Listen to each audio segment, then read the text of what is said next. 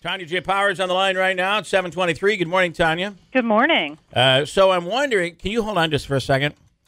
Sure, I'm going to put Gonzaga over here. Oh, no, you need up there in the other one. Oh, yeah. Sorry, I should be doing my job. I'm sorry. You're such a good sport, I'm so Tanya. sorry. Good morning. I mean, what do you think of that? Manaski here says... I disagree. This isn't real. That's your job. You're the sports guy. No, I'll tell you this. Here's the thing. Correct. For 2 days, my argument is that it's only 2 days. It's Thursday afternoon and Friday afternoon, because once we get past the initial weekend, all the other games are evening games. What are the stats on this, Tanya? Well, far be it from me to cause an office squabble, but or continue one, as the case may be there. About 51 million American workers could participate in office pools this year because, everybody's getting their bracket together. Yeah. According to Challenger Gray and Christmas, and I talked to Andrew Challenger on the phone yesterday about this, and I asked him, bottom line it for me, what are we missing out on worker productivity?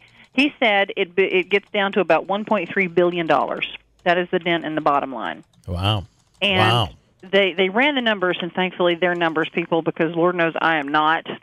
And they came up with this figure through working out, how many people normally participate in these things versus the hourly rate of wages, and carry the 2 and multiply by whatever, and that's how they got the $1.3 billion. And this year, and it's easier than ever to see the games. No longer does it have to be, you've got the bracket flu and you call out sick for 3 days running or whatever it is. Yeah. You can watch them on your smartphone. They're streaming across 12 different platforms this year. So I guess the question is, are you able to multitask? Do you get your job done and watch the game on your smartphone? That's a good question. I mean, and I guess it kind of boils down to, do you multitask well? Yeah. I don't know. I would think that you have a better chance of maybe getting something done if you're sitting there at your desk watching versus if you've just left altogether and given up for the day.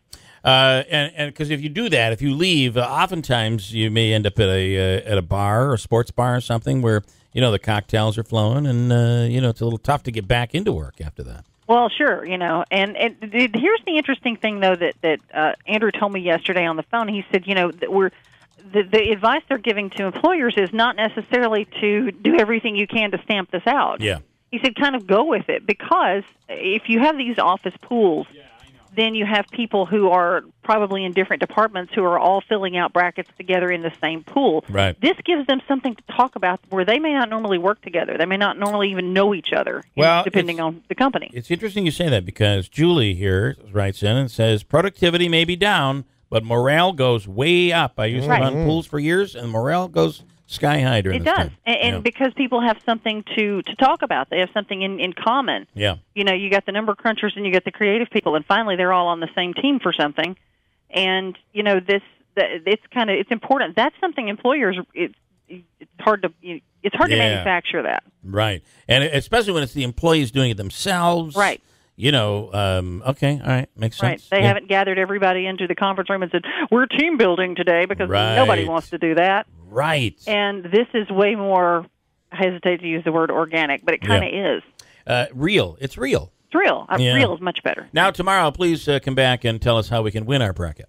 That would be the big I would not be the person to ask that question. All right, Tanya. Thank you. Tanya J. Powers, Fox News. Thanks so much. Sure. So how do you win that thing? I mean, doesn't it kill you, though, when somebody just picks the little colors and they're like, I went to college here and I like this, and, I like the colors of this team. It depends whether or not they're sharing the winnings with you. Then you object less, right? Yeah. I think Tanya hit the nail on the head there, right? Everyone's got their own strategy, their own way of going about filling out the bracket. I do think it builds some morale. I want to salute Town Square Media for they have a big company-wide bracket challenge where an employee can win $1 million. I think you have to have a perfect bracket, though. And that's why it's not just Thursday and Friday, because we were talking about this yesterday, Monday, and I'm going, I don't know anything about it, but I would love to enter the Town Square Challenge. Yeah. Look for the bracket coming to our website at WIBX950.com, by the way. So the bracket isn't official, though, until the play-in games are done. Right. Okay. Got it.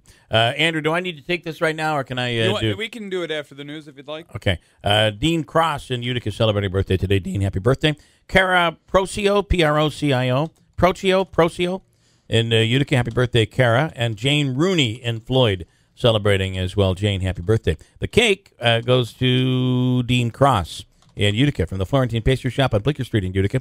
You can join our VIP club, submit your birthday online, get into the bracket contest where you can win $1 million at WIBX950.com, or you can send us your both birthdays on a postcard at WIBX Birthdays, 9418 River Road, Marcy, and the zip code is 13403. Christine does news next, and then we'll talk to Dr. Mark Ritter, who is fuming over something that's going to affect everybody here big time, really, really soon.